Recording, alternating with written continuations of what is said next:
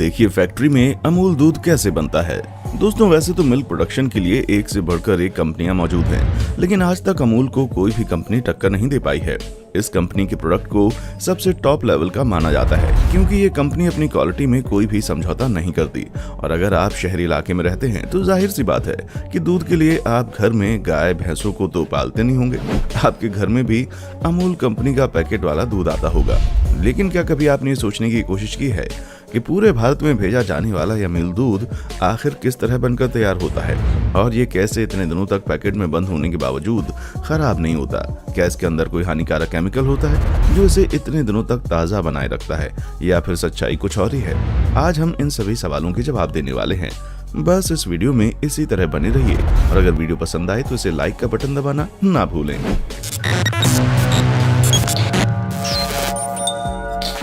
दोस्तों milk production के field में अमूल कंपनी टॉप रैंक करती है, और इसका अंदाजा आप इस बात से लगा सकते हैं कि अमूल की मार्केट वैल्यू 52,000 करोड़ रुपए है, और सिर्फ साल 2020 में ही अमूल ने 39,000 करोड़ रुपए से भी ज्यादा का बिजनेस किया था।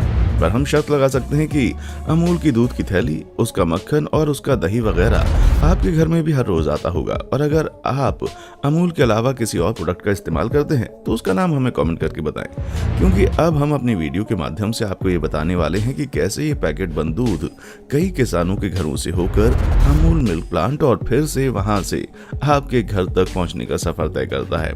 असल में दोस्तों जहां जैसे ही सुबह होती है ना, विलेज कोऑपरेटिव सोसाइटी के वर्कर्स अपनी गाय भैंसों का दूध निकालते हैं और बिल्कुल समय पर उसे कंटेनर में भर के अमूल के कलेक्टिंग पॉइंट पर पहुंच जाते हैं और लाइन में बारी बारी अपना इंतजार करते हैं।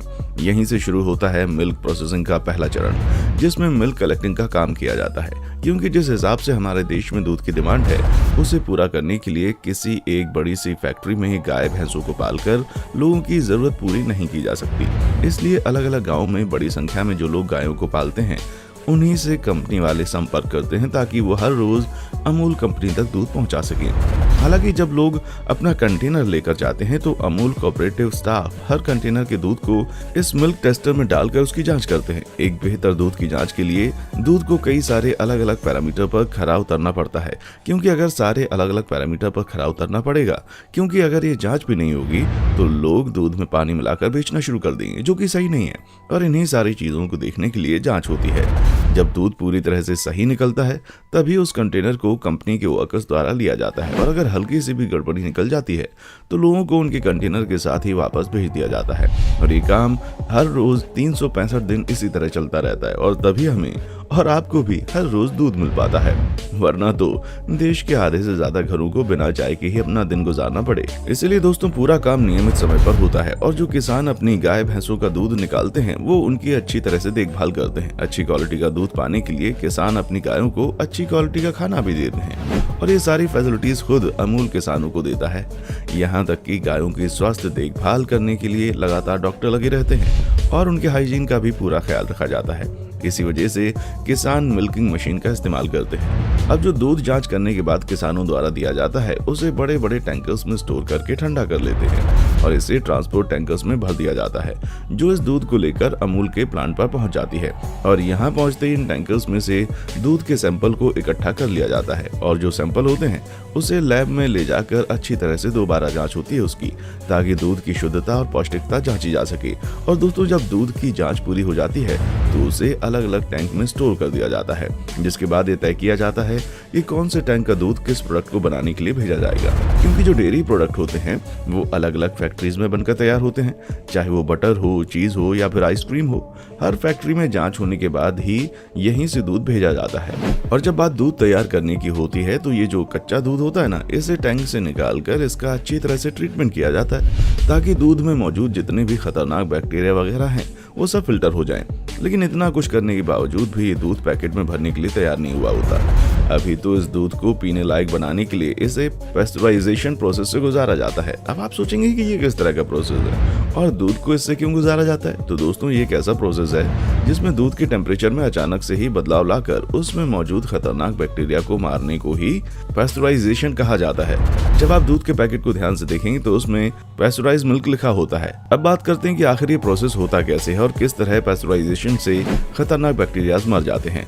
दोस्तों सबसे पहले तो दूध को एक ऐसी पाइप पाइपलाइन से गुजारा जाता है जिसका टेम्परेचर हर 15 सेकंड में बदलता रहता है। यानी कि 15 सेकंड तक पाइप का टेम्परेचर 76 डिग्री सेल्सियस हो सकता है और फिर आगे इसी टेम्परेचर को घटाकर 4 डिग्री सेल्सियस कर दिया जाता है। यानी कि आप देख सकते हैं कि कुछ ही सेकंड में टेम्परेचर का कितना बड़ा उतार चढ़ाव होता है, जहाँ बिल्कुल गर्म टेम्परेचर से बिल्कुल ठंडे टेम्परेचर पर दूध आ जाता है।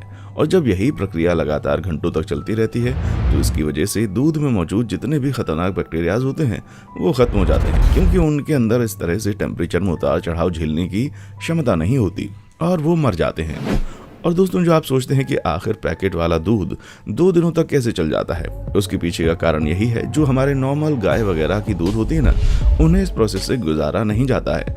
उनके अंदर खतरनाक बैक्टीरियाज होते हैं। हालांकि दूध को उबाल कर रख दिया जाए तो थोड़ी देर तक दूध चल जाता है, लेकिन फिर भी उसके कुछ समय बाद दूध खराब होने लगता है। पर जब फैक्ट्रीज में दूध के सभी बैक्टीरियाज मर जाते हैं तो दूध के खराब होने की संभावनाएं बहुत कम हो जाती हैं, जिसकी वजह से दूध ज्यादा समय तक चल पाता है। और जब हम उसे उबाल देते हैं तो दूध पूरी तरह से स्वस्थ और बढ़िया हो जाता है। वैसे फैक्ट्रीज में काम यहीं पर खत्म नहीं होता। जो कि पास्चराइज्ड मिल्क है ना, उसे अगले प्रोसेस के लिए ले जाया जाता है, जिसे होमोजेनाइजेशन कहते हैं। यहाँ पर जो दूध होता है ना, उसे होमोजेनाइज मशीन के अंदर ले जाया जाता है, जहां पर होता यह है कि जो दूध होता है उसमें जितने भी फैट के बड़े बड़े कण होते हैं उसे मल्टीपल प्रेशर पिस्टन के जरिए दूध में सारे फैट मॉलिक्यूल को बराबर से फैला दिया जाता है, जिसकी वजह से सभी पैकेट में भरा जाने वाला दूध का स्वाद बिल्कुल एक जैसा होता है। अब दोस्तों, ये सभी प्रोसेस होने के बाद दूध को फूड ग्रेड्स पॉली बैग्स में पैक करने के लिए भेज देते हैं, जिसमें पैकिंग मशीन होती है जो दूध को पैकेट के अंदर कुछ इस तरह से भरकर बंद कर देती है और ये पूरा काम ऑटोमेटिकली चलता है, वो भी बहुत बड़ी संख्या में। जैसे ही दूध पैकेट में पैक होकर आता है तो वर्कर्स द्वारा उसे बड़े बड़े कैरेट में पैक करके बड़े बड़े ट्रकों में लोड करके पूरे देश में भेजने के लिए तैयार किया जाता है, ताकि ये दूध आपके आसपास की दुकानों में बिकने के लिए उपलब्ध हो सके। अब दोस्तों, ये तो आप जान गए कि किस तरह अमूल की फैक्ट्री से आपके घरों तक दूध पहुंचाया जाता है, लेकिन इससे जुड़ी कुछ जरूरी बातें भी जान लीजिए कि आखिर दूध का इस्तेमाल करने का सही तरीका क्या है, क्योंकि बचपन से ही हमें दूध के फायदे समझाए जाते हैं। सबसे पहली चीज तो दूध के अंदर विटामिन भरपूर मात्रा में होते हैं। उसके अलावा निकोटिन एसिड के साथ कई सारे मिनरल्स जैसे कि फास्फोरस, कैल्शियम, सोडियम और पोटेशियम पाए जाते हैं, जो कि हड्डियों के लिए बहुत ही ज्यादा फायदेमंद है और इससे हमें ताकत भी प्राप्त होती है। हालांकि दूध पीने का सही समय क्या है, इसे लेकर लोगों के मन में कई सारी कंफ्यूजन रहती है। कुछ लोगों का कहना है इसे नाश्ते के साथ पीना चाहिए, तो कुछ कहते हैं कि इसे रात में पीना चाहिए। तो पहली बात तो दोस्तों, अगर दूध का सेवन दिन में किया जाए तो ये हमें दिन भर एनर्जेटिक रखता है। अगर रात में सोने से 1 घंटा पहले दूध पी लिया तो ये हमारे दिमाग को शांत रखकर अच्छी नींद दिलाने में मदद करता है। और आयुर्वेद भी रात के समय दूध पीना सही मानता है। असल में दोस्तों, दूध एनर्जी तो देता है, लेकिन ये एक संपूर्ण आहार है जिसे पचने में समय लगता है। इसी वजह से इसे सुबह पीने के लिए मना किया जाता है। हालांकि दोपहर के वक्त दूध पीना बुजुर्गों के लिए फायदेमंद है, क्योंकि इससे ताकत मिलती है। और अगर आप रात के वक्त सोने से पहले दूध पिएं तो ये नींद और आंखों के लिए बहुत अच्छा है। यानी कि अगर कम शब्दों में कहा जाए तो दूध अपने आप में बहुत अच्छी चीज है, जिसे आप किसी भी वक्त पी सकते हैं।